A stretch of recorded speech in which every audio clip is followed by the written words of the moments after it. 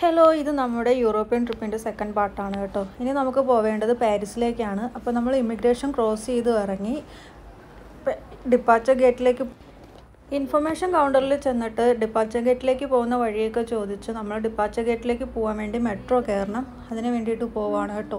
ഇവിടെ ലാംഗ്വേജ് ഭയങ്കര ഇഷ്യൂ ആണ്. ഇവിടെ ഉള്ളവർ ജർമ്മനിയിലുള്ളവർ ജർമ്മൻ ലാംഗ്വേജാണ് സംസാരിക്കുന്നത്. നമുക്ക് അവർ പറയുന്നത് നമുക്ക് മനസ്സിലാവുന്നില്ല, നമ്മൾ പറയുന്നത് അവർക്ക് മനസ്സിലാവുന്നില്ല. ഭയങ്കര കഷ്ടമാണ് കമ്മ്യൂണിക്കേഷനൊക്കെ. അങ്ങനെ നമ്മുടെ മെട്രോ വന്നു. ഇനി നമുക്ക് ഡിപ്പാച്ചർ ഗേറ്റിലേക്ക് പോവാം. നല്ല ഭംഗിയുണ്ട് കേട്ടോ ചുറ്റുമുള്ള കാഴ്ചകളൊക്കെ കാണാൻ വേണ്ടിയിട്ട്. ലാസ്റ്റ് ട്രിപ്പിന് നമ്മൾ ജർമ്മനിയിലേക്ക് തിരിച്ചു വരുന്നുണ്ട്. അപ്പോൾ നമുക്ക് ജർമ്മനി ഫുള്ള് കറങ്ങാൻ പറ്റുമെന്ന് വിചാരിക്കുന്നു. അങ്ങനെ നമ്മൾ ഏകദേശം ഡിപ്പാച്ചർ ഗേറ്റിലേക്ക് എത്തി.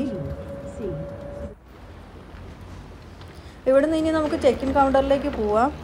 ലഗേജൊക്കെ കൊണ്ട് പോകാൻ നല്ല ബുദ്ധിമുട്ടുണ്ടായിരുന്നു കേട്ടോ. ഈ ബാഗ് വലിച്ചഴച്ച് എനിക്കാണെങ്കിൽ ഷോൾഡർ പെയിനും ഉള്ളതുകൊണ്ട് നല്ല ബുദ്ധിമുട്ടായിരുന്നു ലഗേജും കൊണ്ട് കയറി ഇറങ്ങി പോകാനൊക്കെ. അങ്ങനെ നമ്മളിവിടെ ചോദിച്ചു നമ്മൾ ചെക്ക് ഇൻ ഗേറ്റ് എവിടെയാണെന്ന്. ചെക്ക് ഇൻ ഗേറ്റ് ചോദിച്ചപ്പോൾ അവർ ബോർഡിംഗ് ഗേറ്റാണ് പറഞ്ഞു തന്നത്. നമുക്കും അറിഞ്ഞുകൂടാ. അവിടെയെങ്കിലും സൈൻ ബോർഡിൽ പോലും ഇംഗ്ലീഷിൽ എഴുതി വെച്ചിട്ടില്ല കേട്ടോ. അതുകൊണ്ട് നല്ല കഷ്ടമായിരുന്നു. അങ്ങനെ നമ്മൾ ഫസ്റ്റ് ബോർഡിംഗ് ഗേറ്റിലേക്ക് പോയി, പിന്നെ തിരിച്ച് ഡിപ്പാച്ചർ ഗേറ്റിലേക്ക് വന്നു ചെക്ക് ഇൻ ചെയ്യാൻ വേണ്ടിയിട്ട്. അത്രയും ദൂരം നടന്നു പോയിട്ട് പിന്നെ തിരിച്ച് നടന്നു കേട്ടോ. ഇത്രയും ട്രാവൽ ചെയ്ത് നല്ല ടയേർഡായിരുന്നു. പിന്നെ നമ്മൾ ചെക്ക് ഇൻ കൗണ്ടറിലേക്ക് വന്നു. സെൽഫ് ചെക്കിനാണ്. നമ്മളിപ്പോൾ സ്റ്റാൻഡ് ബൈ ടിക്കറ്റാണ് കേട്ടോ. അപ്പോൾ നമ്മൾ സ്റ്റാൻഡ് ബൈയിൽ ചെക്ക് ഇൻ ചെയ്തു. സ്റ്റാൻഡ് ബൈ ടിക്കറ്റ് എന്ന് പറയാൻ കാരണം ഞാൻ വഴിയെ പറഞ്ഞു തരാം. 2 ബാഗിനും കൂടി 20 കിലോ ആണ് നമുക്ക് അലവൻസ് ഉള്ളത്. അപ്പോൾ 20 കിലോയിൽ കൂടുതലുണ്ടെങ്കിൽ അവർ റിജക്റ്റ് ചെയ്യും. ബാഗ് റിജക്റ്റ് ചെയ്യും, മെഷീൻ റിജക്റ്റ് ചെയ്യും. അപ്പോൾ നമ്മൾ ബാഗേജ് വെയിറ്റ് ഓക്കെ ആയിരുന്നു. അതുകൊണ്ട് ചെക്ക് ഇൻ കഴിഞ്ഞ് ഇനി നമുക്ക് ബോർഡിംഗ് ഗേറ്റിലേക്ക് പോവാം. സ്റ്റാൻഡ് ബൈ എന്ന് ഞാൻ പറയാൻ കാരണം ഞങ്ങൾ സ്റ്റാഫ് ടിക്കറ്റിലാണ് ട്രാവൽ ചെയ്യുന്നത്. അപ്പോൾ സ്റ്റാഫ് ടിക്കറ്റ് എന്ന് പറയുമ്പോഴത്തേക്ക് നമുക്ക് കൺഫർമേഷൻ ടിക്കറ്റ് കിട്ടത്തില്ല. ആനുവൽ ടിക്കറ്റൊക്കെ എടുക്കുകയാണെങ്കിൽ നമുക്ക് കൺഫർമേഷൻ ടിക്കറ്റ് കിട്ടും.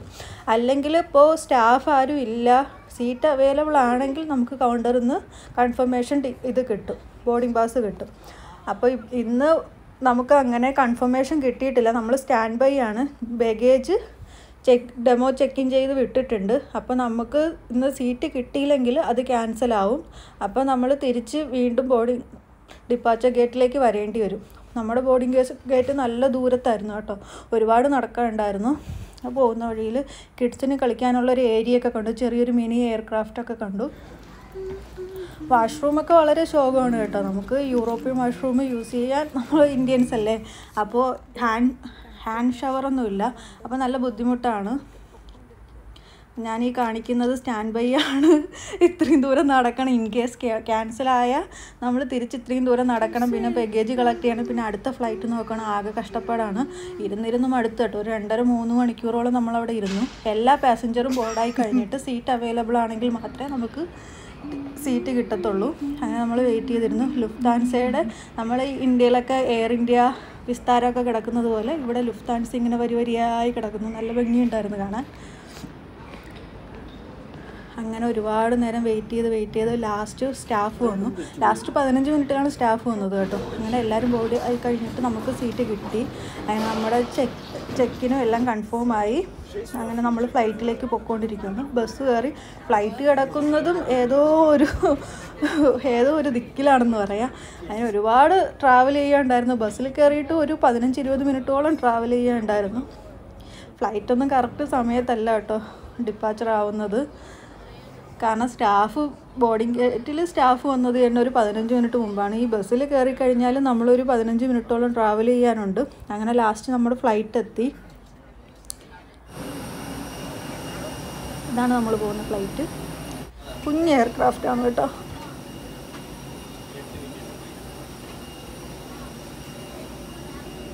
അങ്ങനെ നമ്മൾ അതിൻ്റെ ഉള്ളിൽ കയറി നമ്മുടെ സീറ്റ് നമുക്ക് വിൻഡോ സീറ്റല്ല കിട്ടിയത്. അയൽ സീറ്റും മിഡിൽ സീറ്റുമാണ് കിട്ടിയത്. പിന്നെ പുറകിൽ 2 വിൻഡോ സീറ്റും ഒരു മിഡിൽ സീറ്റും ഒഴിഞ്ഞ് കിടപ്പുണ്ടായിരുന്നു. അപ്പോൾ നമ്മളവിടുന്ന് സീറ്റ് ക്യാബിൻ ക്രൂവിനോട് ചോദിച്ചിട്ട് സീറ്റ് മാറിയിരുന്നു. അങ്ങനെ ടേക്ക് ഓഫായി. അങ്ങനെ തൽക്കാലത്തേക്ക് നമ്മൾ ജർമ്മനി സിറ്റിയോട് യാത്ര പറഞ്ഞ് പാരീസിലേക്ക് പോവുകയാണ്. ഒരുപാട് എക്സൈറ്റഡ് ആണ് കേട്ടോ പാരീസ് എത്താൻ വേണ്ടിയിട്ട്.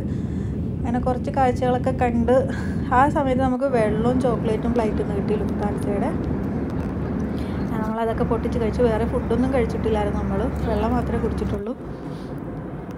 അങ്ങനെ കുറച്ച് മഞ്ഞുമലകൾ, മേഘം, കുറച്ച് പച്ചപ്പൊക്കെ കണ്ടു തുടങ്ങി. പാരീസ് സിറ്റി എത്തി. അങ്ങനെ ഞാനിങ്ങനെ ക്യാമറ സൂം ചെയ്ത് നോക്കിക്കൊണ്ടിരിക്കുന്നു ഈഫിൽ ടവർ എവിടെയെങ്കിലും കാണാൻ പറ്റുമോ എന്നൊക്കെ. നമുക്കറിയില്ലല്ലോ അത് കാണാൻ പറ്റുമോ, ഫസ്റ്റ് വ്യൂ, അതൊക്കെ ഭയങ്കര എക്സൈറ്റഡ് അല്ലേ, ഒരുപാട് ഇങ്ങനെ പ്രതീക്ഷിച്ചിരുന്നു. ഞാൻ കുറേ നേരം നോക്കി, പക്ഷെ എങ്ങും കണ്ടില്ല. ഞാൻ ഫുള്ള് ക്യാമറ ഓൺ ചെയ്തിട്ട് എല്ലാം ഇങ്ങനെ സൂം ചെയ്തിട്ടൊക്കെ നോക്കി എവിടെയെങ്കിലുമൊക്കെ കാണാൻ പറ്റുമെന്ന്, പക്ഷെ എങ്ങും കാണാൻ പറ്റിയില്ല. അങ്ങനെ നമ്മൾ ലാൻഡായി, പാരീസ് എത്തി.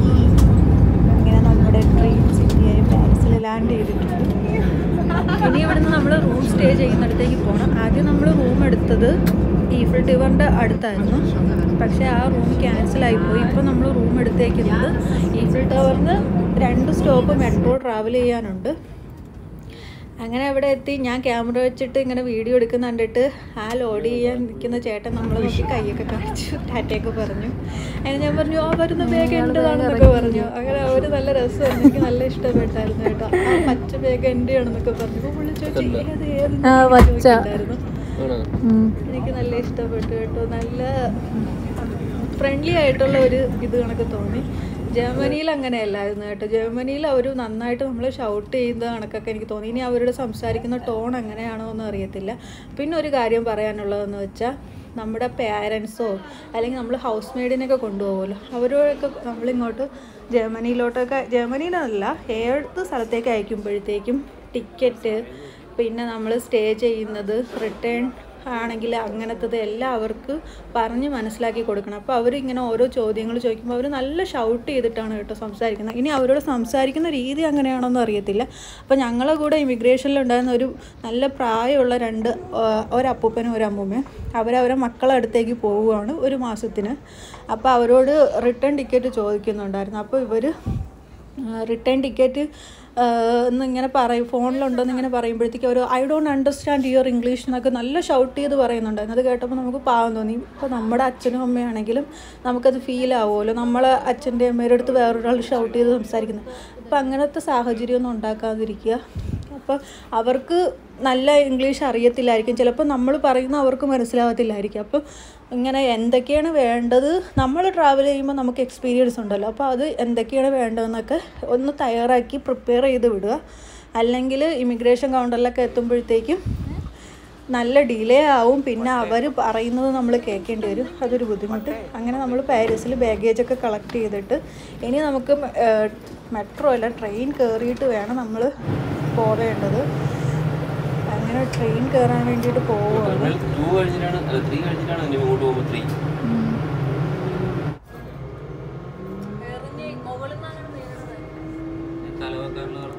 ടെർമിനൽ 1 നമ്മൾ ഇനിയിപ്പോൾ ട്രെയിൻ കയറാൻ വേണ്ടിയിട്ട് പോകണം.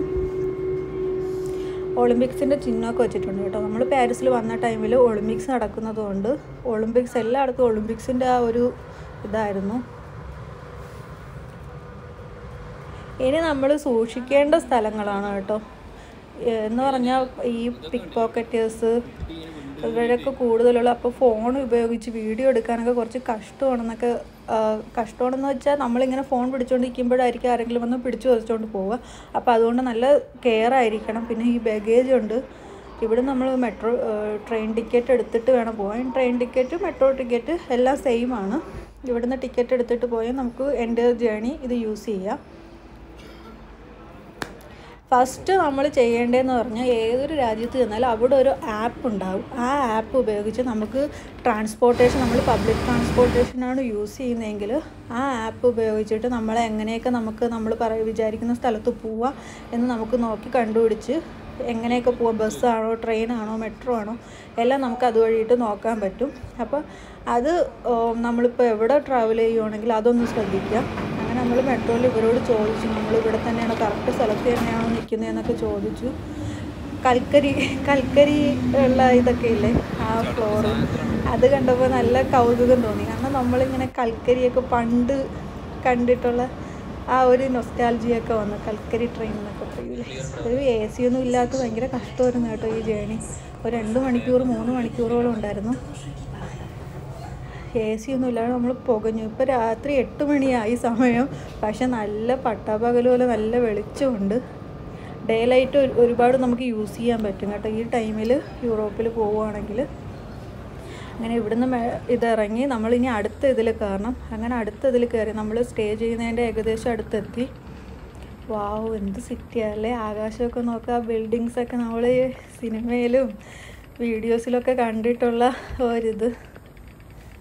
ഭയങ്കര എനിക്ക് ഒരു എക്സൈറ്റ്മെൻറ്റും, അത് നമ്മൾ ഈ സിനിമയിലൊക്കെ കണ്ട് നമ്മൾ റിയലായിട്ട് കാണുന്നു. ഒരുപാട് നാൾ സ്വപ്നം കണ്ട ആ ഒരു സിറ്റി എന്നൊക്കെ പറയില്ല, അത് കണക്ക് നല്ല ഇഷ്ടപ്പെട്ടു. ഇനി ഇവിടുന്ന് നടന്ന് മെട്രോ ഇറങ്ങിയാൽ നടന്നു പോകാമെന്നുള്ള ദൂരമേ ഉള്ളൂ നമ്മുടെ റൂമിലേക്ക്. അങ്ങനെ നമ്മൾ റൂം ബുക്ക് ചെയ്തെടുത്തേക്ക് പോകാൻ വേണ്ടിയിട്ട് നിൽക്കുകയാണ്. ഇവിടെ ആൾക്കാർ സിഗ്നൽ ഇല്ലെങ്കിലും നമ്മളെ നാട്ടിലെ പോലെ അങ്ങ് ഓടി ക്രോസ് ചെയ്യും യൂറോപ്പിൽ. പക്ഷെ നമ്മൾ ദുബായിലൊക്കെ ആണെങ്കിൽ സിഗ്നൽ നമുക്ക് പാസ് ചെയ്യാനുള്ള സിഗ്നൽ വരാണ്ട് ക്രോസ് ചെയ്ത് നമുക്ക് ഫൈൻ കിട്ടും. ഇതാണ് നമ്മൾ സ്റ്റേ ചെയ്യുന്ന റൂമിൻ്റെ ആ ഒരു എൻട്രി ചെയ്യുന്ന സ്ഥലത്തേക്കുള്ളത്. അപ്പം നല്ല ഒരു ഗാർഡൻ, ഫ്രൂട്ട്സൊക്കെ ഉണ്ടായിരുന്നു. നമുക്ക് അത്തിപ്പഴം, സ്ട്രോബെറിയൊക്കെ, അയ്യോ നല്ല രസമുണ്ടായിരുന്നു കേട്ടോ കാണാൻ വേണ്ടിയിട്ട്. പിന്നെ നമ്മൾ ഈ വരുന്ന മെട്രോ ട്രെയിൻ കയറി വരുമ്പോഴത്തേക്ക് എസ്കലേറ്ററും ലിഫ്റ്റും ഒന്നുമില്ല. അപ്പോൾ ഈ ബാഗ് നമ്മൾ തന്നെ തൂക്കി പിടിച്ച് കൊണ്ടുവരണം. അങ്ങനെ ഞങ്ങൾ നല്ല ടയേർഡായി. 2 ബാഗേജ് പിന്നെ നമ്മുടെ ഷോൾഡർ ബാഗ് എല്ലാം കൂടെ തൂക്കി പിടിച്ച്, പിന്നെ ട്രാവൽ ചെയ്തതിൻ്റെ ക്ഷീണം, അങ്ങനെ കുറച്ച് ബുദ്ധിമുട്ടുണ്ടായിരുന്നു കേട്ടോ. അങ്ങനെ നമുക്ക് നാളെ ഈഫിൽ ടവറിൽ പോകാൻ വേണ്ടിയിട്ട് നമ്മുടെ റിസപ്ഷനിസ്റ്റ് നമുക്ക് പറഞ്ഞു തരുവാണ് എങ്ങനെയാണ് പോവേണ്ടതെന്നൊക്കെ. പുള്ളിക്കും അധികം ഇംഗ്ലീഷ് അറിയത്തില്ല കേട്ടോ. ആ മാപ്പിലാണെങ്കിലും ഇംഗ്ലീഷിലല്ല എഴുതിയിരിക്കുന്നത്, ഫ്രഞ്ചിലാണ്. അങ്ങനെ നല്ല കഷ്ടമായിരുന്നു കേട്ടോ. കമ്മ്യൂണിക്കേഷനൊക്കെ ഭയങ്കര കഷ്ടമാണ്. നമ്മളിപ്പോൾ എവിടെയെങ്കിലും പോയിട്ട് വഴി ചോദിച്ചാലൊക്കെ നല്ല ബുദ്ധിമുട്ടാണ്. അവർ ഈസ്റ്റ് വെസ്റ്റ് എന്നൊക്കെ പറഞ്ഞു തരുന്നതൊന്നും നമുക്ക് മനസ്സിലാവുന്നില്ല കേട്ടോ.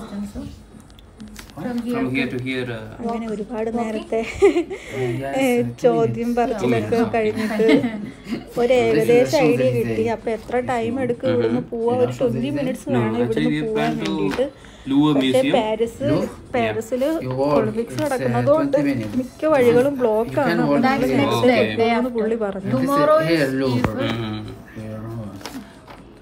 പക്ഷെ ആൾക്ക് ലാംഗ്വേജ് നമുക്ക് മനസ്സിലാവുന്നിടത്തോളം അത്രയും ആള് നല്ലതുപോലെ നമുക്ക് പറഞ്ഞുതരാൻ ശ്രമിച്ചു. നല്ല ഒരു റിസപ്ഷനിസ്റ്റ്. ഒരുപാട് നേരം ടൈം എടുത്ത് എങ്ങനെയൊക്കെ പോവേണ്ടത്, ഏതൊക്കെ സ്ഥലങ്ങളിലാണ് നമുക്ക് അടുത്തടുത്ത്, നാളെ ഇപ്പൊ നമ്മൾ ഈഫിൽ ടവറിൽ പോകുമെങ്കിൽ അടുത്തടുത്ത് ഏതൊക്കെ സ്ഥലങ്ങളുണ്ട് കാണാൻ, ഇതൊക്കെ പുള്ളി പറഞ്ഞു തന്നു. ഒരുപാട് സമയത്ത് പുള്ളി എക്സ്പ്ലെയിൻ ചെയ്ത് തരുന്നുണ്ട് കേട്ടോ. പക്ഷെ നമുക്ക് ഒരുപാട് തവണ കേൾക്കുമ്പോഴാണ് മനസ്സിലാവുന്നത്. കാരണം ലാംഗ്വേജ് നല്ല ബുദ്ധിമുട്ടുണ്ട്. എന്നിട്ട് പുള്ളി ഒരു സ്ഥലങ്ങളുള്ള ഒരു ഷീറ്റ് തന്നായിരുന്നു. അതിലിങ്ങനെ എഴുതിയിട്ടുണ്ട്, കണ്ടോ? ഇംഗ്ലീഷല്ല, ആ ഫോട്ടോ വെച്ചിട്ട് വേണം നമ്മൾ മനസ്സിലാക്കാൻ വേണ്ടിയിട്ട്. അത് കുറച്ച് കഷ്ടമായിരുന്നു. എന്നാലും കുഴപ്പമില്ല, നമ്മുടെ കയ്യിലൊരു ഏകദേശം പ്ലാൻ ഉണ്ടല്ലോ, അത് വെച്ചിട്ട് നമ്മൾ മുന്നോട്ട് പോകാമെന്ന് വെച്ചു.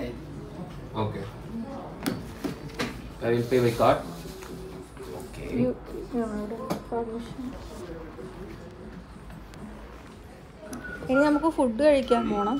പുറത്ത് ഏതെങ്കിലും നല്ല ഷോപ്പിൽ നോക്കിയിട്ട് ഫുഡ് കഴിക്കാൻ പോകണം. നമ്മളൊരു ഷോപ്പിലെത്തി. ബംഗാളിയാണെന്ന് തോന്നുന്നു കേട്ടോ ആ ചേട്ടൻ.